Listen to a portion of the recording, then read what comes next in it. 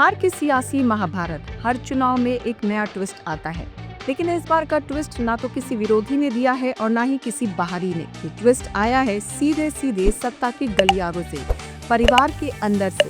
जी हाँ, 2025 के सियासी अखाड़े में एंट्री हो चुकी है एक ऐसे खिलाड़ी की जो अब तक पर्दे के पीछे था। वो है लालू प्रसाद यादव के बड़े बेटे तेज प्रताप यादव। नमस्कार, मैं हूँ रितिका यादव और आपका स्वागत है हमारे डिजिटल प्लेटफॉर्म पर। अब पर्दा उठ चुका है बिहार की राजनीति के एक नए चैप्टर का।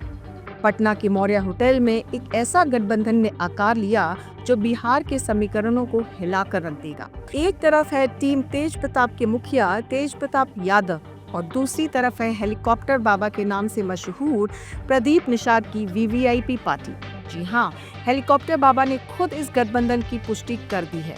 अब बात आती है सीटों की। हेलीकॉप्टर बाबा पहले ही पूरे बिहार की 243 विधानसभा सीटों पर अपने उम्मीदवार उतारने का ऐलान कर चुके थे। अब जब तेज प्रताप भी उनके साथ आ गए हैं तो ये कोई छोटी मोटी लड़ाई नहीं, बल्कि एक पूरी तरह से सियासी खेला होने वाला है।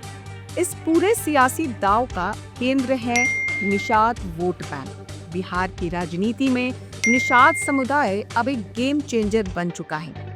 एक तरफ छोटे भाई तेजस्वी यादव ने निषाद वोटों को साधने के लिए मुकेश सहनी के साथ हाथ मिलाया है और अब दूसरी तरफ बड़े भाई तेज प्रताप ने प्रदीप निषाद के साथ गठबंधन कर अपनी अलग नाव पर सवार होने का फैसला कर लिया है। यानी अब लड़ाई सिर्फ आरजेडी बनाम एनडीए की नहीं, बल्कि निषाद वोट बैंक पर भी दो भाई आमने सामने हैं।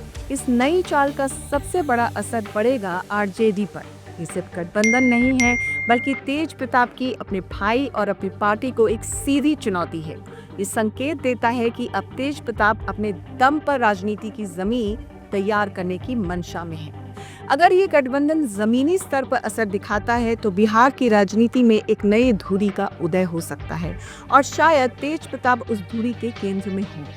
तो अब देखना दिलचस्प होगा कि भाई बनाम भाई की इस निषाद रणनीति में किसकी नैया पार लगती है और कौन बिहार की सियासत में एक नई कहानी लिखता है।